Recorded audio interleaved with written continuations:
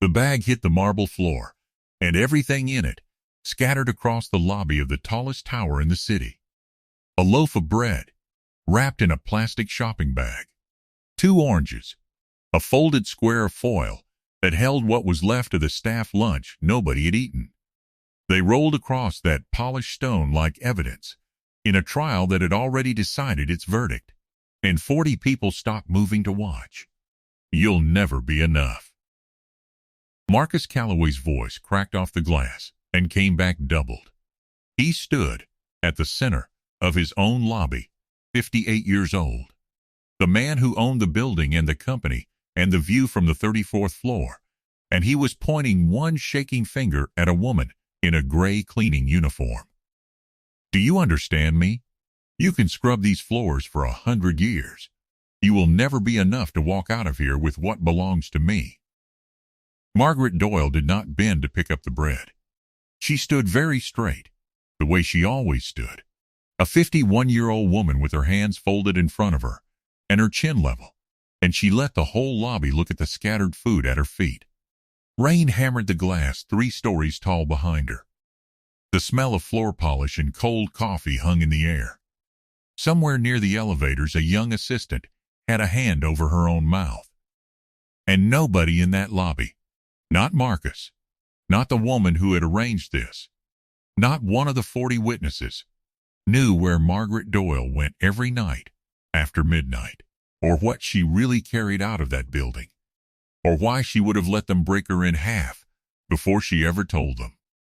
What she said next would silence Marcus Calloway for the rest of his life. But that comes later. First, you have to understand the man who was yelling. Marcus Calloway had built Calloway Holdings out of one rented office and 40 years of being right about people. That was the thing he believed about himself. The thing he repeated like a prayer. He had never been wrong about a person. He could read a man across a boardroom table in 30 seconds. He could tell who would betray him and who would carry his name. He had built an empire on that gift. 11 buildings across the city. And he wore it the way other men wear a good coat. 2 years ago, his wife Helen had died in the spring. Quietly, in the time it takes a season to turn. And something in Marcus had closed like a door in a cold house. He did not weep at the funeral. He went back to work the following Monday. The staff said he was strong. The staff were wrong. What looked like strength was a man who had decided that feeling things was a luxury he could no longer afford, and so he had traded his heart for a ledger and told himself it was the same thing. He trusted numbers now. Numbers did not die on you in the spring. So when the inventory report started flagging the night shift, when his head of operations brought him spreadsheets showing food and supplies vanishing on the same schedule, the same floor, the same cleaner's badge swipe at the loading exit week after week, Marcus did not see a 51-year-old woman. He saw a discrepancy. He saw a person he had been wrong about. And being wrong about a person was the one thing his whole life had promised him could not happen. The woman who brought him those spreadsheets was named Adrienne Voss. Adrienne had run operations for 6 years. She wore tailored charcoal suits and a thin gold watch, and she had a way of laying a folder on his desk and stepping back, as though the folder had walked in on its own and she was merely a witness to its arrival. She was efficient. She was loyal. She was, Marcus believed, completely trustworthy. She was also stealing roughly $9,000 a month from the building's catering and supply contracts, signing off on invoices for deliveries that never came. And she had been doing it for 2 years. An external audit was 3 weeks away. Adrienne Voss needed a name to put in front of that audit, a hand that could be seen reaching into the till, and she had found one in the night shift logs of a quiet cleaner who took the loading exit at the end of every shift carrying a plastic bag. She's the only one with access at those hours, Adrienne told him, her voice smooth as the marble. I didn't want to believe it either, Mr. Calloway, but the pattern doesn't lie. The pattern doesn't lie. held on to those 4 words like a railing. Margaret Doyle had cleaned the Callaway building for 11 years. She came in at 4 in the afternoon and left at 1 in the morning. She knew which executive left coffee rings and which one cried sometimes in the stairwell when she thought no one could hear. She moved through that tower like weather, present everywhere and noticed by no one, and she never complained, and she never took a single thing that was hers to take and not give back.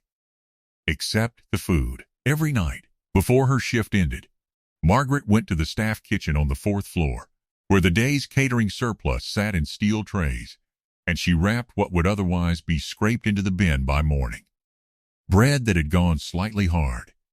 Fruit nobody had touched. Trays of food the building bought, paid for, and threw away by the dumpster full while she watched. She had asked Sophia, the kitchen manager, in her 2nd year. Sophia had said, "Take it, Margaret, it goes in the trash otherwise." And so for 9 years, Margaret Doyle had carried the building's garbage out the loading door at 1 in the morning and turned it, somehow, into supper. You will learn whose supper. But not yet. That is the whole point of the night that is coming. Adrienne chose her moment, the way a careful woman chooses everything. Shift change. Maximum witnesses. The lobby full of day staff, leaving, and night staff arriving. Executives crossing through. The whole human traffic of the tower funneled through one marble room.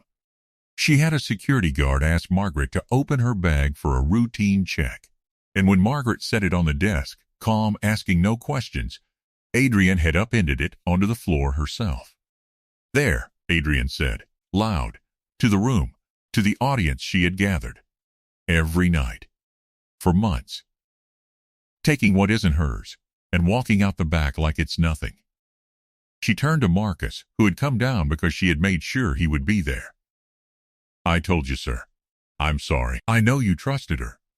That was when Marcus Callaway pointed his finger and let his grief out through his mouth in the only language he had left, which was the language of a man defending the one thing he could not bear to lose, his belief that he was never wrong.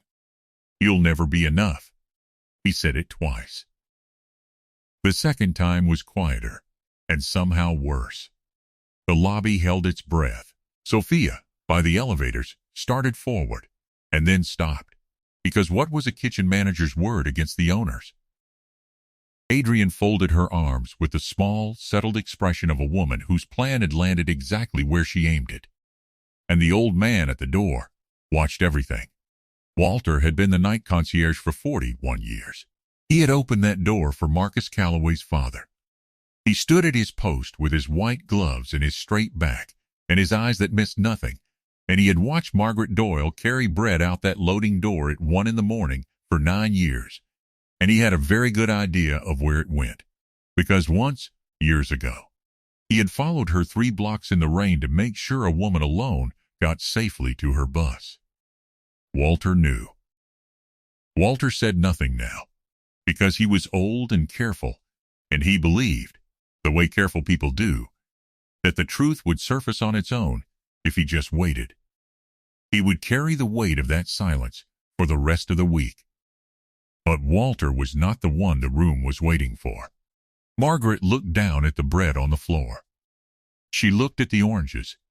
She looked, last of all, at Marcus Callaway, and when she spoke her voice was so quiet that the people at the back leaned in. "You can search every bag I carry out of this building, Mr. Callaway." She did not raise her chin any higher. It was already level. "You can weigh each one to the gram.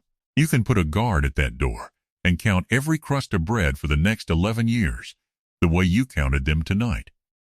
A pause. 3 seconds. It felt like a year. "But what I take from this place, at the end of every night, doesn't sit on any of your scales. And it never will. Because it was never yours to weigh." Then she knelt, slowly, and gathered the bread and the oranges and the foil back into the plastic bag.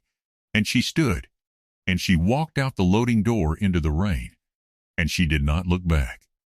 Nobody spoke. Marcus Calloway opened his mouth and found there was nothing in it. Whatever he had been about to say had died on the way up. He had spent 40 years reading people in 30 seconds, and a cleaner had just said 11 words he could not read at all. And for the first time in longer than he could remember, Marcus Calloway did not know something. He told himself he would call the police in the morning. He told himself, the pattern doesn't lie. He went up to the 34th floor and stood at the window watching the rain and could not make the feeling go away. The feeling of a sentence he could not decode sitting in his chest like a stone dropped in still water. What I take from this place doesn't sit on any of your scales. He had to know what she meant. Not the police. Not Adrienne. Him, he needed to understand. And the needing of it surprised him, because a man who trades his heart for a ledger is not supposed to need to understand anything that isn't a number. The next night he waited in his car in the underground lot until he saw her come out the loading door at 1 a.m. with her plastic bag. And Marcus Calloway, who owned the tallest building in the city, followed a cleaner onto a city bus he had never in his life ridden. He kept 3 cars back. The bus went east, away from the lit towers, and he followed it, and somewhere in the next 40 minutes, the city he thought he owned became a city he had never seen. The buildings got lower. The glass gave way to brick, and the brick gave way to siding, and the siding gave way to whatever people could nail over a hole to keep the weather out. The clean, wide avenues narrowed, and the lane lines faded off the road, and then there were no lane lines at all. Street lights stood farther and farther apart, so that the bus ran through long pools of dark between them, and in the dark the houses leaned against each other like tired men. His car, which cost more than most of the houses on the street put together, rolled through it all like something dropped from another world, its headlights washing over chain link and plywood, and a dog that did not even bother to bark. He had lived in this city for 58 years, and he realized, somewhere around the 4th mile, that he had never once been here, that there was an entire geography sitting 20 minutes from his office that he had spent his whole life arranging not to see. A place where the storefronts that were still open sold things in single units because nobody could afford the box, where a laundromat threw a flickering blue light across a sidewalk, and 3 people sat inside it at 1 a.m. because it was warmer than wherever they were going, where the few cars parked along the curb sat low on bad tires, and the few people still out walked with the particular forward lean of human beings who had somewhere to be and no good way to get there. It was the kind of neighborhood that the maps in his car simply refused to name, where the pavement ended without warning and gave way to packed dirt, where the houses wore the specific exhaustion of buildings that had been holding themselves upright through sheer stubbornness for 30 years. And as his headlights swept across one porch and then the next, he understood that the people behind those walls were the same people who emptied his trash and cleaned his glass and rode his elevators after the executives had gone home, and that he had paid them and never once wondered where the money went or how far it had to stretch when it got there.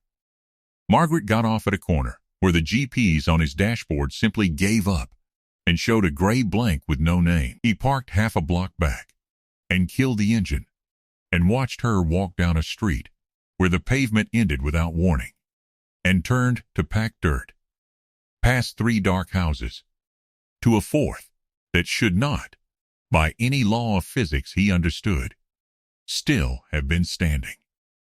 It was a small house with a roof that dipped in the middle like a sway-backed horse. One window was boarded over with a sheet of weathered plywood.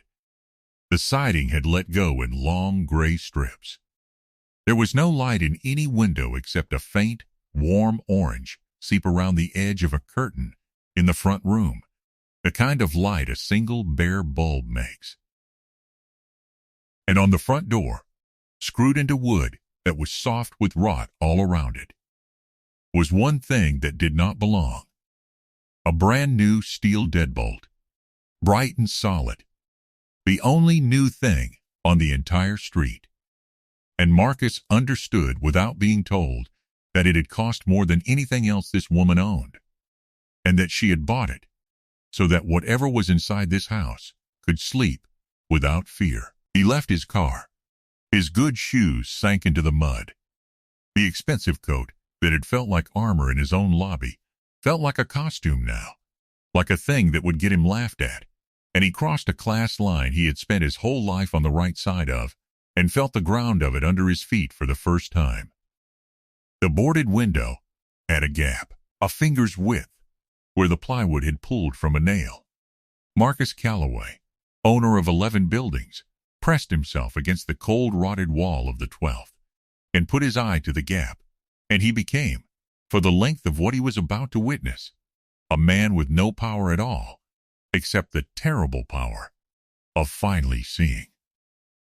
The sound reached him before the sight did, a small voice, high and warm, from somewhere in the orange-lit room. "She's home. Aunt Maggie's home." And then a scramble of feet, and a second voice, a girl's. "Did you bring the bread?" Tommy didn't eat all day, he was waiting. And a third voice, older, a boy's voice trying to sound like a man's. "Let her get her coat off. Emma, Tommy. Sit down, you'll cough again." Marcus moved his eye along the gap until the room came into focus. There were 3 children. The oldest was a boy of about 13, thin, in a sweater 2 sizes too small, holding a candle steady in a jar because the single bulb flickered.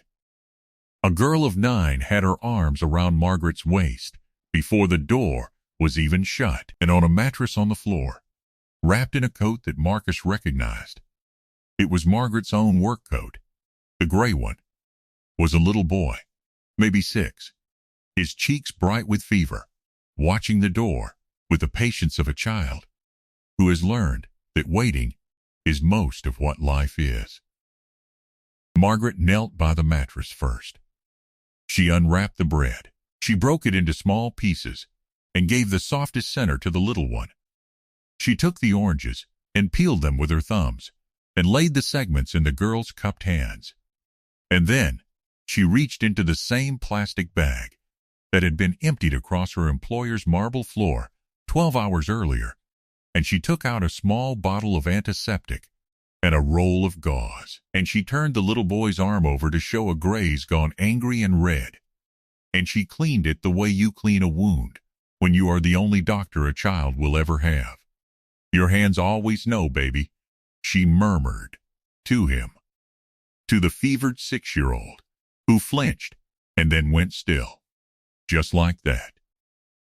There, all better. Marcus watched her work and understood, slowly, the way a man understands a language he has heard all his life and never once tried to learn, that nothing in this room was stolen.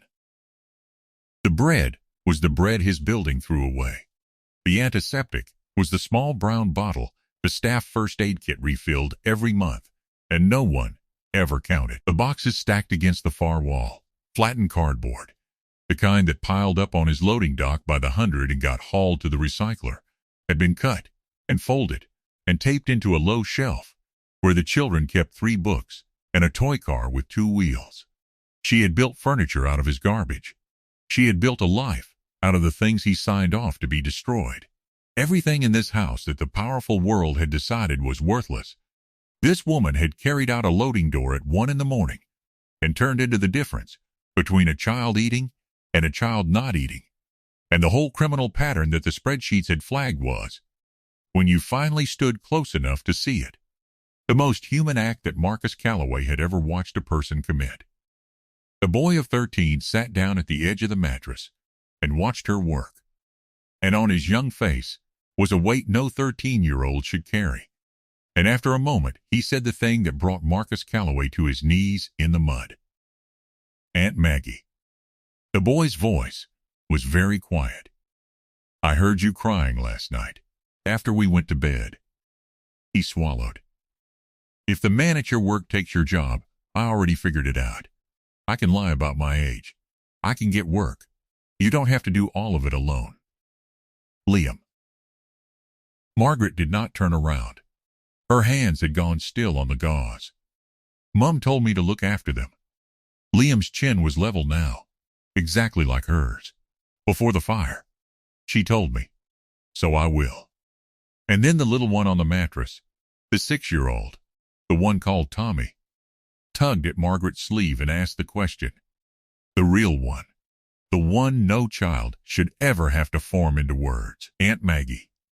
His voice was small and fever bright. Does Mum know we're okay? From heaven? Does she know you're enough?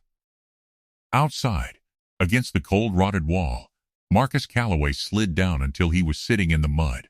The plastic gap blurred. He pressed the back of one hand against his mouth. You'll never be enough. He had said that. He had stood in his marble lobby with his finger out and said those exact words to a woman who carried 3 orphan children on a cleaner's wage, who fed them with the bread his building threw away, who had taken nothing from him in 11 years but the garbage, who had bought a steel lock with money she did not have so that her dead sister's children could sleep without fear. He had said you'll never be enough to the most enough person he had ever in his life laid eyes on. He tried to stand and could not. He got up onto his knees and then sank back.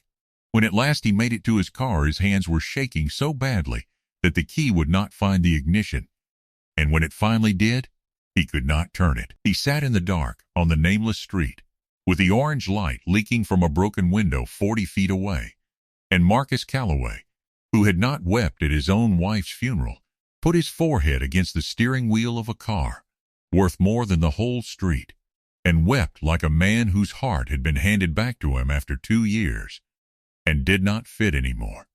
He did not call the police in the morning. He called Walter.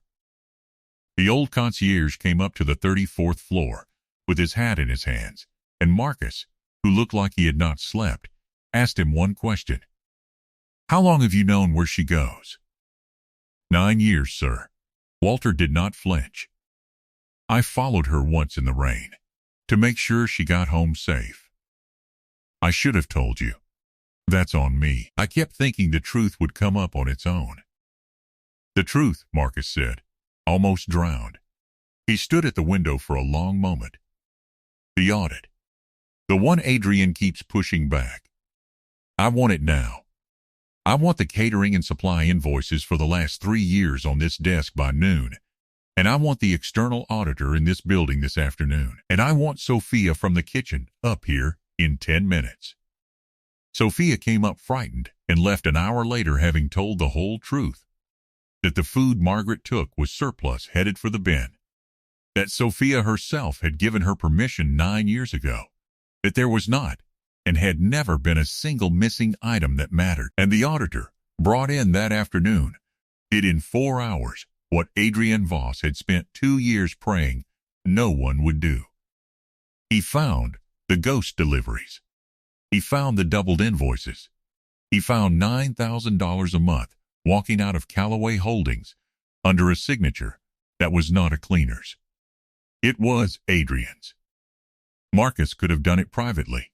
He could have had her quietly removed. A discreet exit. A story about pursuing other opportunities. That is how powerful men usually bury their mistakes. He did not do it privately. He did it in the lobby. He gathered the staff at shift change. The same hour, the same marble room, the same 40 witnesses who had watched a cleaner's bread roll across the floor.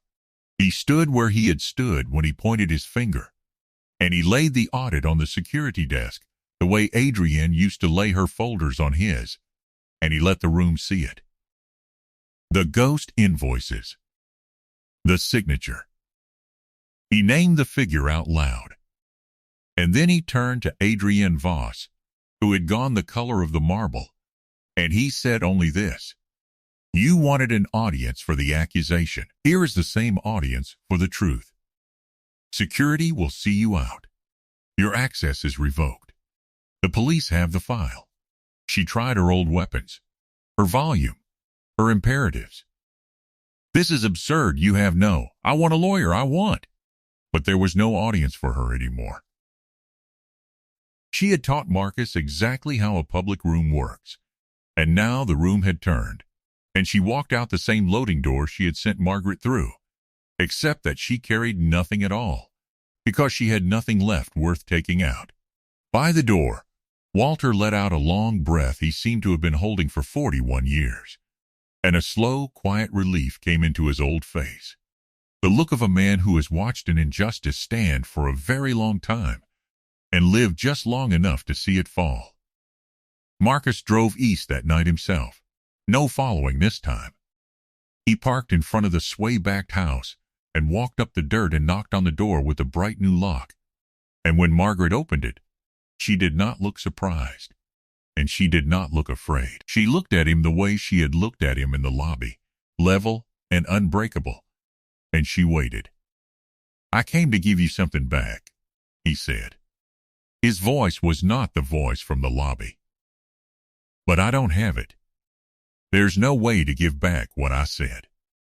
He looked past her, to the 3 children watching from the orange-lit room, to the mattress, to the candle in the jar. "So I'm going to do the only thing I know how to do, which is build something. And I am asking your permission first, which I should have asked you for everything." He had drawn it up that afternoon, with lawyers, real and signed and witnessed, not a vague promise, not "I'll take care of you," but a document. He set it on her kitchen table beside the candle. Callaway Holdings would establish a foundation. It would buy and rebuild this house and 4 others on the street. It would cover the medical care of the children of any worker the company had ever employed, starting with a fevered 6-year-old who needed a doctor that very week. It would fund the schooling of orphan children of his workers all the way through university, so that a 13-year-old would never have to lie about his age to keep his family alive. And it would be named, the document said so, in print, where it could never be taken back, the Rose Doyle Foundation, after the woman who had said look after them before the fire, the sister, the mother, the name no one in that marble lobby had ever known. "I want you to run it," Marcus said. "Not as charity, as its director. Real title, real contract, real authority. You'll be deciding which children we save. I can't think of a single person on this earth better qualified, and I spent 40 years thinking I could read people in 30 seconds. He almost smiled and didn't quite make it. It took me 11 years to read you. I'm not going to waste the lesson." Margaret looked at the paper for a long time. Then she looked at the children.